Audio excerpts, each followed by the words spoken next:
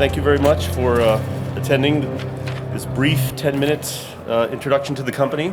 And obviously, if there are any follow-up questions, we have a booth outside and would be happy to answer more on it. I didn't realize it until I got here and listened to some of the presentation before me about gaming, that it almost forms a perfect segue. On the one hand, you have esports gaming, which is fairly undefined. There's questions about business models, with the backdrop of no online gaming legal in any state across the US. If you take that, and you've just heard 30 minutes about it, and look at what we do a land-based version of what is online gaming. We are in a completely legalized industry that is very well defined. And that is what Quantum is. We are a gaming company. We're currently just in the state of Georgia, and we place our games deep into the community because there is no online gaming. We place them in convenience stores, gas stations, and grocery stores. And so as a backdrop, that's what I will be talking about today. In addition to that, we're doing a consolidation of a market, and we already are a decently sizable company, and I'll show you some statistics on that as well.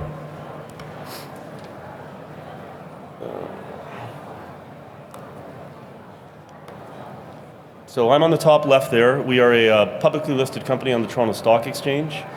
The two people that you see in the white squares, myself and my CFO, are the only executives in the public company.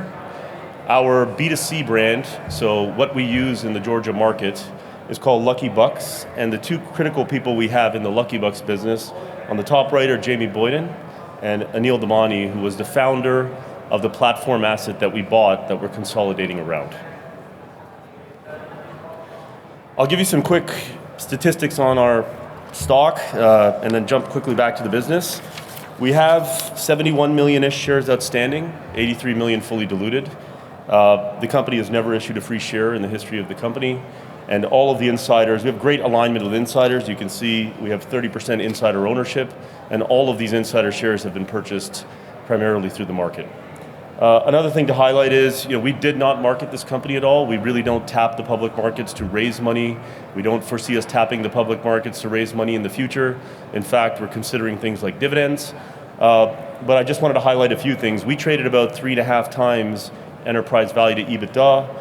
Our competitors trade at 10 to 14 times. We also have some sell-side equity research published on us with Paradigm, who is a sponsor of this event as well. And they have us, we trade at about 95 cents to $1. They have us at about 225 with no growth today. And in the end of this presentation, you'll see some financial statistics to understand why that is. Stepping quickly back to the business here, I said at a very high level, we are a company that places slot machines in convenience stores. Our operational headquarters are in Atlanta. Gaming in the US is a state-by-state regulatory thing. We are in the state of Georgia. We are licensed to operate throughout the state of Georgia. And so through a series of 12 plus acquisitions, we are now the largest gaming company in Georgia, and I have some more statistics on that I'll share with you. But what is unbelievable about the gaming market in general, but what we do specifically, are a few things. People like to think of us as some kind of analogy to what we're familiar with, which would be a casino, but we're not. We simply buy the machines and place them in convenience stores. We do not spend any money on food, beverage, entertainment, or player acquisition. The convenience store owner or the grocery store owner, they're the ones who bring the players in. So as a result of that, we have tremendous margins. You'll see our quarterly margins are over 40%. These are EBITDA margins. And if you were to just take our net revenues, you would see at an operating level, our EBITDA margins are greater than 90%.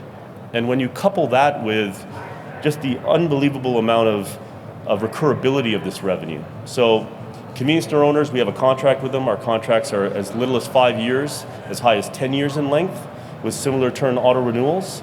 You couple that with the fact that we're not talking about destination gaming, where people go on special times of the year to play. This is very integrated into people's everyday life. They buy a pack of cigarettes, they put $15, $20 into a machine, and they move on their way.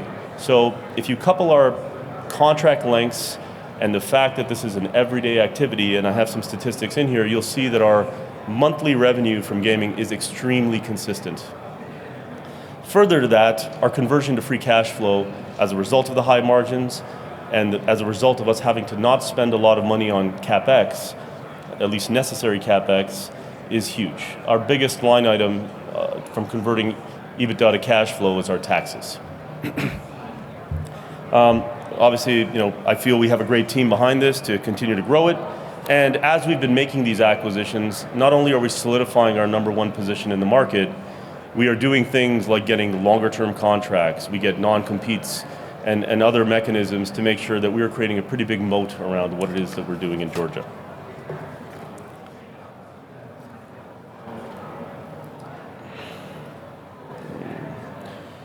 So let me quickly touch on what is the Georgia market.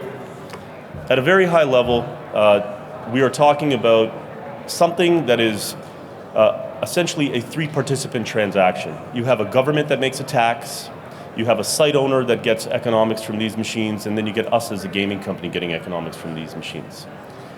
The government tax rate is 9%, it goes to 10% in 2020. By law, the gaming company and the site owner have to split the remaining economics on a 50-50 basis.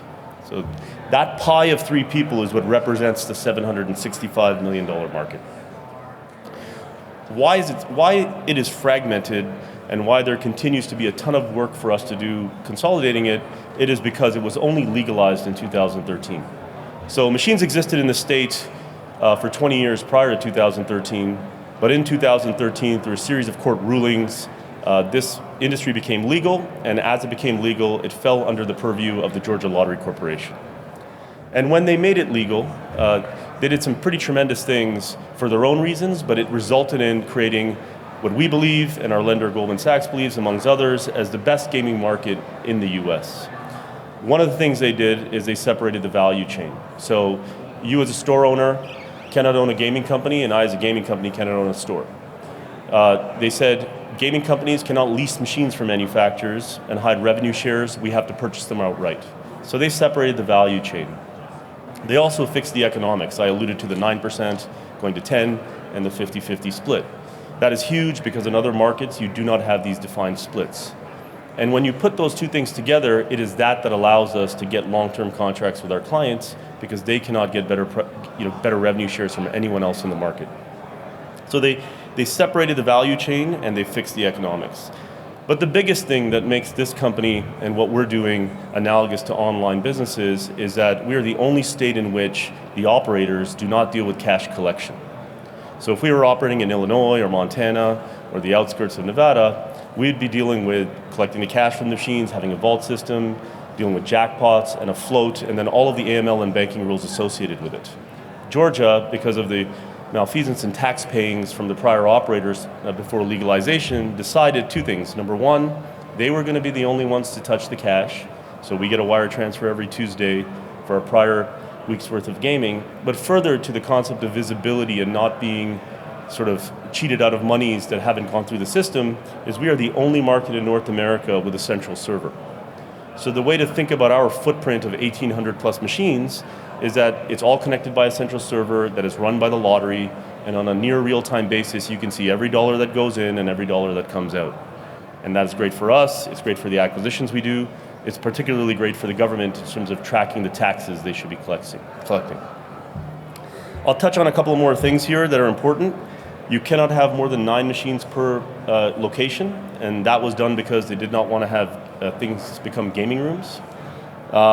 The statistic here of 22,000 machines is old. There are currently just under 24,000 machines. Prior to legalization, the state had over 40,000 machines. And one of the stats that is used in every gaming company, no matter if it's a casino, a gaming room, or us, is the concept of win per day. And that is how much does the government, the store owner, and the gaming company make per machine per day. Very simplistic way to look at our business. If we have 1,800 machines and we make over $100 per day per machine, you get a really quick picture of what our overall revenues are without doing a lot of work. The industry average in Georgia is $88. We have a much higher rate because we have the best machines and are the only company in Georgia with vendor terms with some of the biggest operators. These are finance terms. So I'll quickly touch on, I mentioned we did 14 acquisitions. That's all highlighted here. They were smaller deals as part of the roll-up. In April of this last year, we refinanced our debt facilities. We are doing all these deals with debt. After we implement our synergies, these deals end up being 2 to 2.5 times EBITDA transactions with 5 to 10 year contracts. In April of this last year, we refinanced our debt facility with Goldman Sachs and further increased that debt facility to $100 million. If you look at our business now, quite quickly, I started a bit late, so just if you could bear with me here.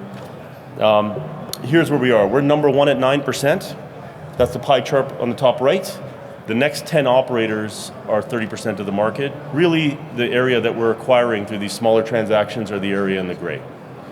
Lastly, I'll show on this page just how consistent the amount of money that gets put into these machines every month. So it's about over 200 million per month.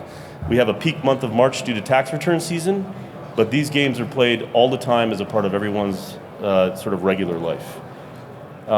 Here's a picture of a snapshot of our financial profile. These are actuals over the last few years. And because I'm running out of time here, I will quickly highlight, we have a February year end. And so we did a huge amount of acquisitions. The first quarter that really showed what the business was with all the acquisitions baked in it was Q1 fiscal year 2019. So we have a February year end. Q1 would be March, April, and May of 2018. We did $19.3 million US dollars in revenue, 8 million of EBITDA. Q2 was the next month, that had the peak month in it. And Q2 was the period after that. On Tuesday after market, we'll be releasing our Q3. So we are, we're about an $80 million run rate revenue business with over $30 million run rate EBITDA. And the goal is to continue to grow that.